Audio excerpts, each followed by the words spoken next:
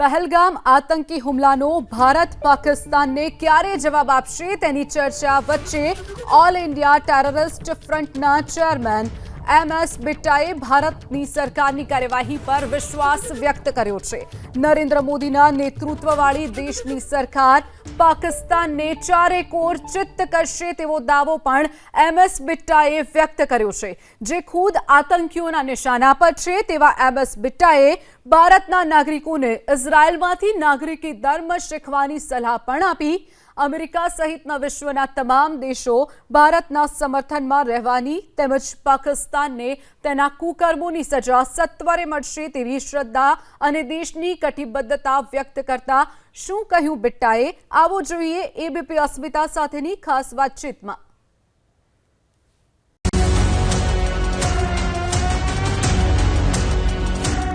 बेटा साहब, आपका बहुत बहुत स्वागत है। जय गरवी गुजरात। पिछले कुछ दिनों से सर जो भी हुआ है कश्मीर में, जो भी हुआ उसके बाद जो एक्टिविटी हुई, जो कार्यवाही हुई, जिसकी सरकार ने जो स्टेप लिए, उससे आप कितना संतुष्ट हैं? आपको क्या लग रहा है, पर्याप्त है और ये संकेत है कि अब पाकिस्तान को उनकी नानी याद आएगी? देखो, एकदम ये कहना अब पाकिस्तान पे हमला कर दो, जंग का ऐलान कर दो, एकदम ये कहना अब POK पे हमला कर दो, कर लो, ये नरेंद्र मोदी जी है, ये अमित शाह है, ये अजीत डोवाल है, ये उन्होंने सोचना कब और कैसे उनको सही जवाब देना है। मेरा सवालों के बीच में आपको मैं एक सवाल का जवाब अलग देना चाहता हूँ। आज से 8 साल पहले या 9 साल पहले या 7 साल पहले इस भारत की हालत हमने क्या कर रखी थी? पॉलिटिकल पार्टियों ने पार्लियामेंट की घटना, 26/11 की घटना, जगह जगह पे बम ब्लास्ट, ट्रेनों के अंदर माँ बाप बच्चों के लिए रोटी कमाने ट्रेन में जाते थे और शाम को उनकी डेड बॉडी उनके बच्चों के सामने आती थी। दिवाली के दिनों में माँ बाप बच्चों के लिए पटाखे और मठियाई लेने जाते थे और उनकी खून से लथपथ बॉडी पटाखों मठियाई के साथ बच्चों के सामने आती थी।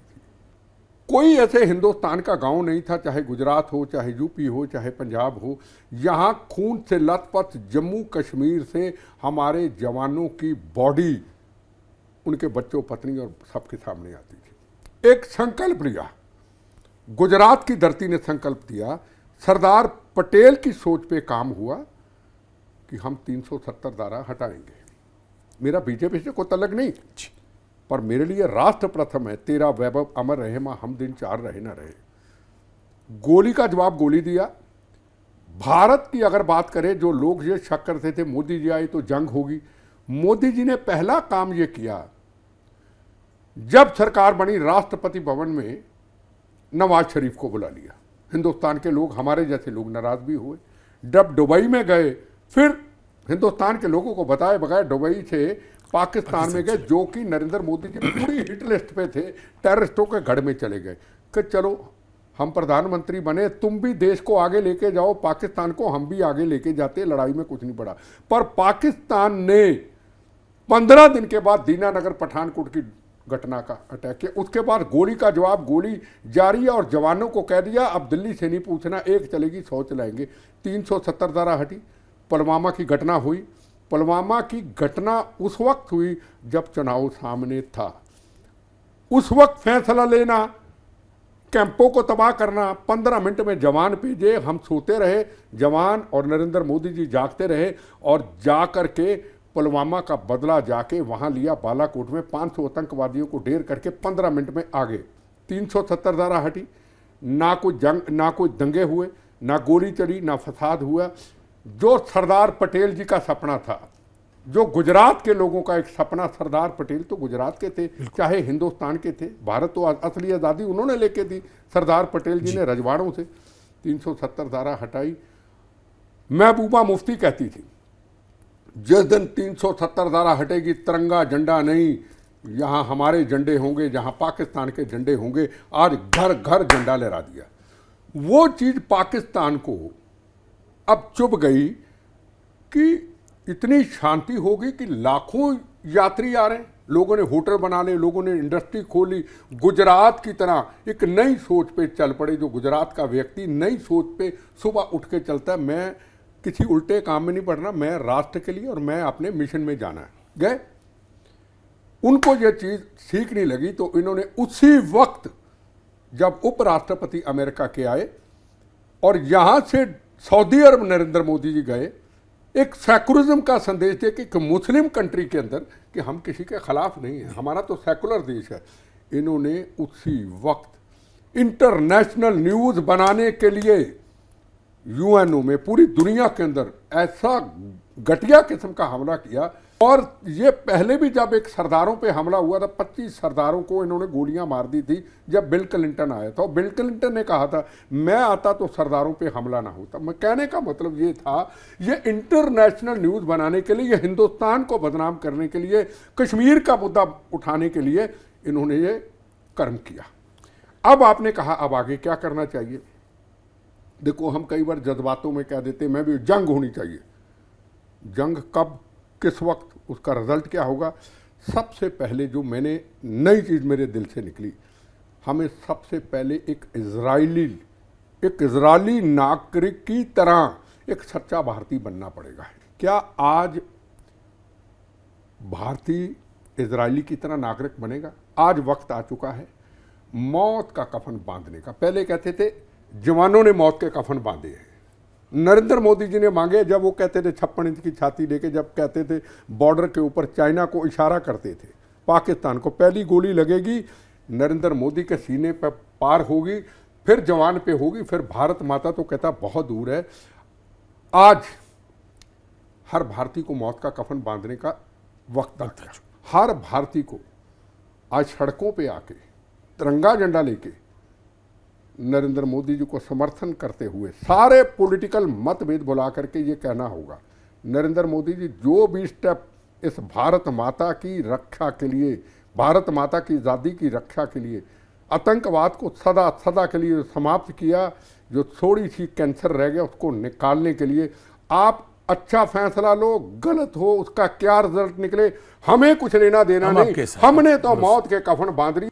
आपने देखा वहाँ हमला हुआ और संजय राउत क्या बयान दे रहा है, अमित शाह जी इस्तीफा दें। ठीक, उसको क्या पता इस जंग का, आतंकवाद का क्या पता, सारी जिंदगी उन्होंने मजे लिए। आज सिमरनजीत सिंह मान खालिस्तान समर्थक आज बॉर्डर पे चला गया, बीएसएफ के सामने बॉर्डर खोलो। आज उसने ये कह दिया, एक जिम्मेदार व्यक्ति कई बार एमपी बना, उसने ये कह दिया कि पाकिस्तान ने तो जो हमला नहीं किया, ये तो और ही करके पाकिस्तान पे इल्ज़ाम। अपने भारत के अंदर जो गद्दार हैं ऐसे, वो आईएसआई से उनका कनेक्ट है, किससे है, क्या उसके खिलाफ सरकारें कार्रवाई करेंगी? मेरा यह सवाल है। जी, पीएम बिहार गए और उन्होंने जो बात रखी, उनका एक शब्द था कि आतंकियों ने सोचा भी नहीं होगा और उनको पनाह देने वाले लोगों ने सोचा भी नहीं होगा ऐसी सजा मिलेगी। आप पीएम के इस बयान को किस नज़रिए से देखते हैं? मैं आपको फिर कहूँ, हम ऐसी बात कोई भी चैनल पे नहीं कर सकते, वो ऐसा करेंगे वो वैसा करेंगे। जो मैंने आपको दिल की बात कही, कभी नहीं बोला हमें सबसे पहले तो इजरायली की तरह सच्चे भारतीय बनना पड़ेगा। और खालिस्तान की बात खुल के होती है। अब पन्नू है जैसे, सबसे ज़्यादा हमला गुजरातियों पे करते हैं। बिल्कुल ठीक, अगर आप तो चले जाएं वहाँ पे कनाडा में तो हनुमान मंदिर पे हमला होता है, अमेरिका चले जाओ तो अक्षरधाम पे हमला होता है, सिर पे पगड़ी होती है और तिरंगे झंडे को उतार करके फुटबॉल बना के पैरों में रोते हैं। मेरे को सरदार तो नहीं बोलता ना, क्यों ना बोले सरदार। कल को पत्रकार सवाल पूछे, उनका चुप रहना गुनाह है। चुप रहना मतलब हमारा समर्थन है। हिंदू बोलेगा तो कहेंगे तू तो फिरका प्रश्न है, हिंदू विरोध करेगा तू तो आरएसएस का है, हिंदू विरोध करेगा तू बीजेपी, हिंदू बोलेगा तू नफरत फैलाने वाला, और मेरा सरदार को बोलेगा ही नहीं। बिट्टा बोलेगा तो बिट्टा कौम का गद्दार है। हाँ, मैं क्या कहो, भारत माँ का गद्दार ना मुझे को कहे, कौम का गद्दार कहो, हमने तो किसी को मारा नहीं। देखिए, जिस प्रकार से कनाडा के भी नतीजे आए और खालिस्तानी सोच रखने वाले खलास हो गए, ये क्या दिखा रहा है आज जो कनाडा के नतीजे आए? देखो, दो बातें। ट्रंप के आने के बाद पूरी दुनिया में बदलाव आ रहा है। चाहे उन्होंने हमारे हिंदुस्तान के दुनिया के लोग वापस भेजे, वो अलग एक मुद्दा, अपना अपना देश का। हमने भी तो बांग्लादेश के, पाकिस्तान के हमने भेजे, हमने अपने देश का सोचना, उसमें हमें छोटी बातों में नहीं पड़ना। ट्रंप से पहले जो प्राइम मिनिस्टर थे या राष्ट्रपति जो भी थे, उनकी सोच दूसरी थी। उन्होंने बब्बर खालसा, उन्होंने लश्कर तोबा, उन्होंने पाकिस्तान, उन्होंने उन लोगों को सपोर्ट किया जो भारत के खिलाफ थे। ट्रंप के जो नरेंद्र मोदी जी के रिश्ते पुराने थे, वो रिश्तों ने हमें बहुत कुछ दिया। और अब आपने देखा होगा कि आपने कहा कि होगा क्या। सबसे पहली बात थी कि 370 धारा हटी, पूरी दुनिया हिंदुस्तान के साथ खड़ी हुई, पूरी दुनिया हिंदुस्तान के साथ खड़ी हुई, पाकिस्तान के साथ कोई खड़ा नहीं हुआ।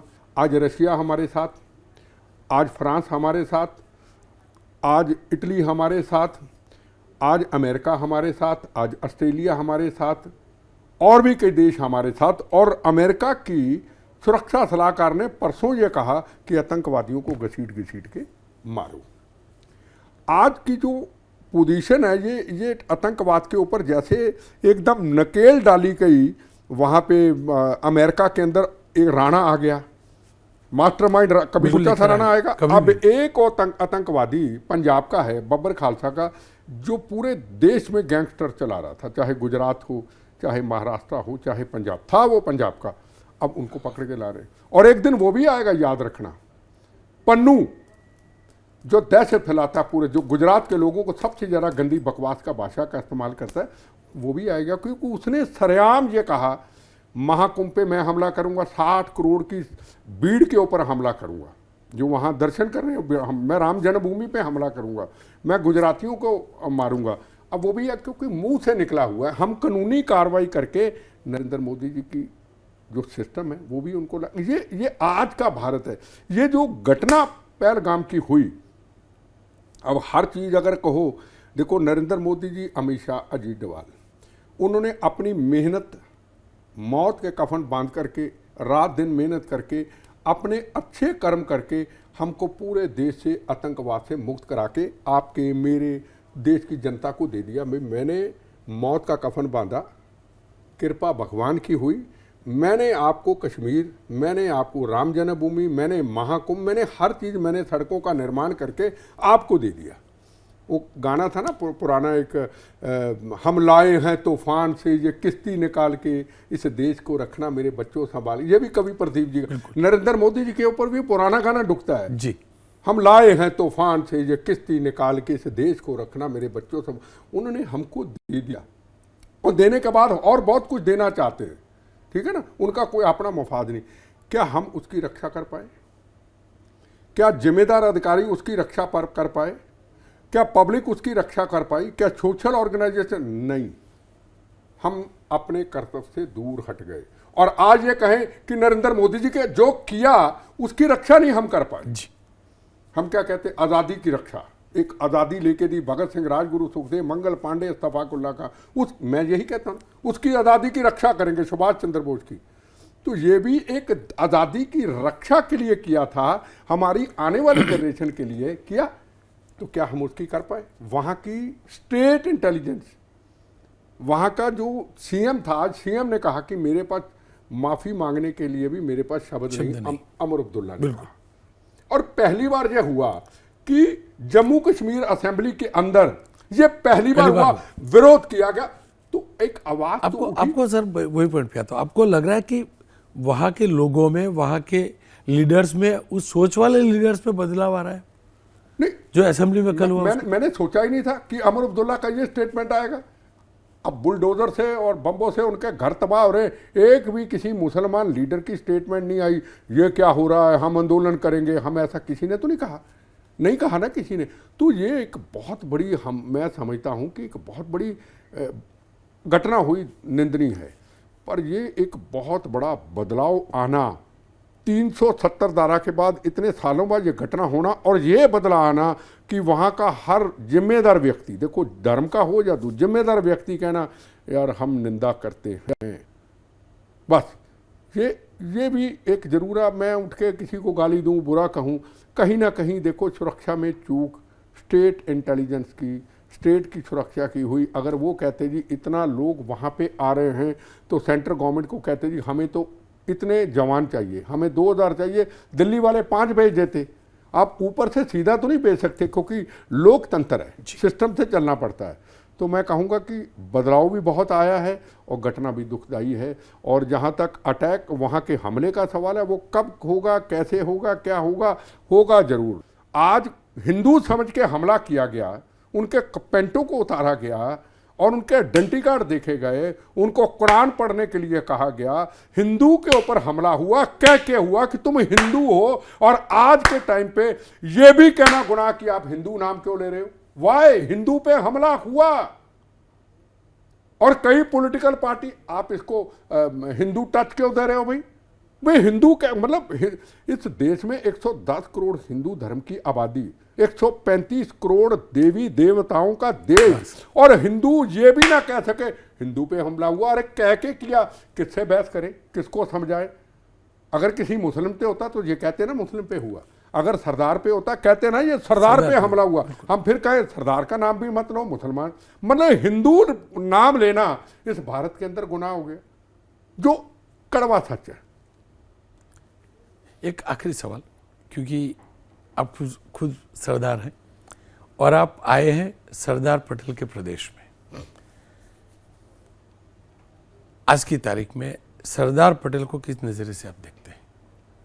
देखो जी, मेरे लिए तो सरदार भगवान है, देखो आपके लेके। देखो मेरी बात सुनिए, मैं ये मानता हूँ अगर सरदार पटेल जी की उस वक्त चली होती, मेरी आंखों में आंसू आपने नाम लिया, अगर उस वक्त चली होती,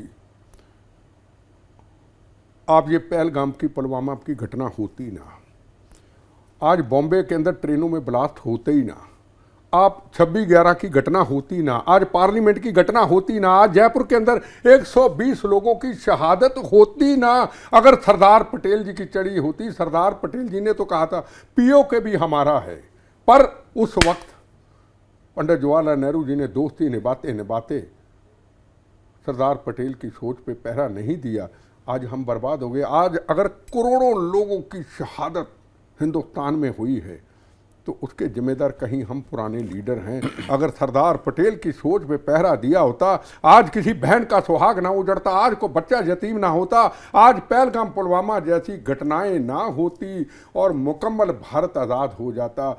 ऐसी कुछ उस वक्त के लीडर जहर फैल के, ऐसी नफरत, दोस्ती निभाते निभाते, मित्रता निभाते। देखो मित्रता और भारत ये अलग अलग है। अब नरेंद्र मोदी जी ना, जहाँ राष्ट्र आ जाएगा, मैं उनकी कई बार स्पीचें पुरानी यहाँ की सुनी, आ गया ना भारत, किसी ने गलत काम कह दिया, वो कहते मेरे मुंह तो ना लिखिए, भारत राष्ट्र प्रथम, कहता तेरा वैभव अमर रहे माँ हम दिन चार रहे ना, राष्ट्र प्रथम होना चाहिए। अगर जिस तरीके से सरदार पटेल जी का सपना था राष्ट्र प्रथम, रजवाड़ों से निकाल लिया, वहाँ जाके वो धोखा खा गए।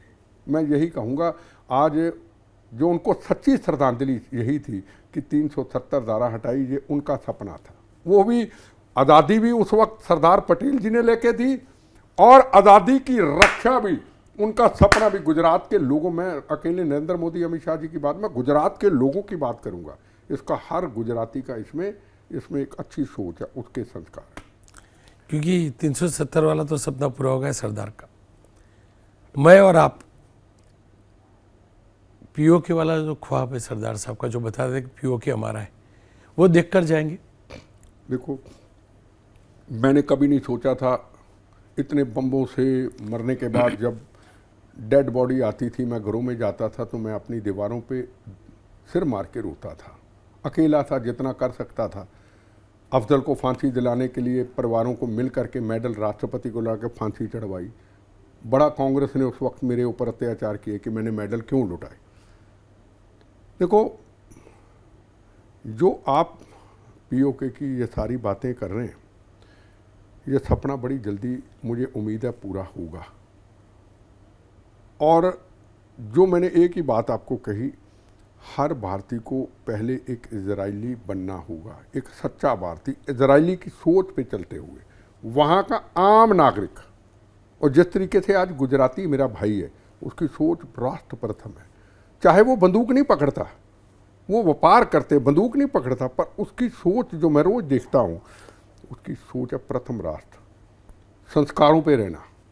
ये धरती एक पता नहीं क्या, इस गुजरात की धरती में एनर्जी, आप हैरान होंगे कि मैं पहली बार जब पालीटाना गया, मैं नीचे उतरा, उस धरती की इतनी एनर्जी मैंने एक मेरे मन से आया, यार मरना तो एक दिन है, बम्बो गोलियों से भी जाना है, वैसे भी जाना है। मैं अपने दोस्तों को बोला, गुजरात के जैन धर्म के थे, मैं कहा जब मेरी मौत आएगी ना कभी भी, बम्बो गोलियों से आए जब ऐसे, मुझे यहाँ आखिरी समय पे ले आना। और गया दिल्ली में, मतलब गुजरात की धरती को देख के मैं इतना इम्प्रेस हुआ कि मैं यार मेरा पंजाब में संस्कार मत करना। वो कहते क्यों? मैं कहा यार इन खालिस्तानियों ने मरे भी गाली देनी है, जीते भी खालिस्तानियों ने देनी है, तो जाते जाते मेरी डेड बॉडी पड़ी हो ना खून से लहू लुहान, तो आसपास तख्तियों पे इतना लिख देना, सौराष्ट्र की धरती पालीटाना में आदिनाथ जी के चरणों में इतना लिख देना, जियो और जीने दो। और जो पंजाब में 36,000 बेगुनाहों का कत्लेआम किया है, वो शमशान घाट में तस्वीरें लगा देना भी एक सरदार ने आखिरी समय गुजरात की धरती पालीटाना आदिनाथ के चरणों में क्यों सुनी। क्योंकि उसके बाद सवाल उठेंगे, क्योंकि गुजरात की धरती ने जो हमको दिया है, हमें 2-3 योद्धे दिए गुजरात की धरती में। पहला दिया सरदार पटेल, फिर उनकी सोच को पूरा करने वाले 2 दिए, एक का नाम नरेंद्र मोदी जी, दूजे अमित शाह जी। देखो मेरा उनसे कोई संबंध नहीं, मैं कभी नहीं मिला, मैं आज़ाद विचारधारा का आदमी हूँ। कोई कहे कि मैंने इतनी तारीफ कर दी, बिल्कुल नहीं। आप कभी भी मेरी लाइफ में बची बोनस की ज़िंदगी में देखेंगे कि बिट्टा बोलता है तो बिट्टे ने उनसे ये लिया ना, कभी नहीं। जो मेरी आज़ाद विचारधारा, जो मेरी इतने बम्बों के ऊपर मर के बचाऊं बोनस की ज़िंदगी, ये मेरे दिल की बातें हैं कि मुझे आज अगर वंदे मातरम बोलने में आज़ादी है, आज मुझे धर्म के ऊपर आज़ादी है, तो इनके आने के बाद मिली। जब मैं पहले बोलता था वंदे मातरम, भारत माता की जय, जिस कांग्रेस पार्टी में मैं था वो कहते थे अरे ये आरएसएस का है, भारत माता की जय बोलता है, ये वंदे मातरम बोलता है, ये बीजेपी का है। उस वक्त मुझे कांग्रेस के लीडर कहते थे और बड़ी कम आवाज़ से सुनाई देता था, अरे वंदे मातरम भारत। आज बच्चा बच्चा कहता है वंदे मातरम भारत माता की जय। मुझे याद है नरेंद्र मोदी जी जब चीफ मिनिस्टर से 2-4 बार फ़ोन पे बात हुई, तो मुझे फ़ोन पे पहले कहते वंदे मातरम बेटा जी, मैं कह जय जय गरवी गुजरात। 1-2 बार बात हुई, उनको पता था कि ये व्यक्ति, इसके मुंह से वंदे मातरम निकलता है। उस वक्त बोलने में आज़ादी नहीं थी, कई ऐसी चीज़ें थी।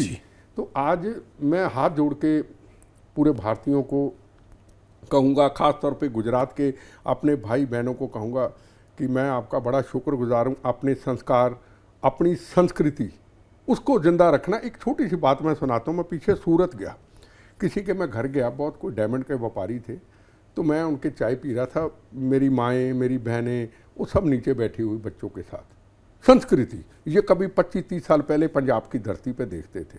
नीचे उतरे तो छोटे छोटे बच्चे जो थे सब इकट्ठे होके, मैं नीचे वंदे मातरम भारत माता की जय, मैंने नहीं बोला। जब गाड़ी में बैठने लगा तो उसी कॉलोनी के लोग, बड़े बड़े लोग, भारत माता की जय, वंदे मातरम। उसके बाद सूरत किसी शादी पे गया, शादी में गुजराती संस्कृति के गाने चल रहे थे और मेरे भाई बहन साहब अपना एंजॉय कर रहे थे, खुशियां मना रहे थे। जैसे ही मैं अंदर गया, मैंने तो नहीं किसी को बोला, दूर था, दिल दिया है जहाँ भी देंगे, है वतन तेरे लिए। फिर मैं गया अगले दिन बॉम्बे, दोनों गुजराती भाइयों की शादी, कोई कपड़े का व्यापारी था, कोई घड़ियों का व्यापारी था, दोनों पे यही चल रहे थे। तो अब बताओ, ये कुदरत है, ये खुशबू बाकी जगह पे नज़र क्यों नहीं आती। तो कई बार मैं सोचता हूँ, जब मैं पंजाब या दिल्ली चले जाता हूँ, कि मैं यार गुजरात में था या मैं किसी और कंट्री में था। ये खुशबू, ये मेरी लाइफ का अनुभव है। कसम खा के कहता हूँ, मैं भगवान आदिनाथ के चरणों में, हनुमान जी का मंदिर मैं बिल्कुल दिल से कर रहा हूँ। तो मेरी उनका बहुत शुक्रिया उनका।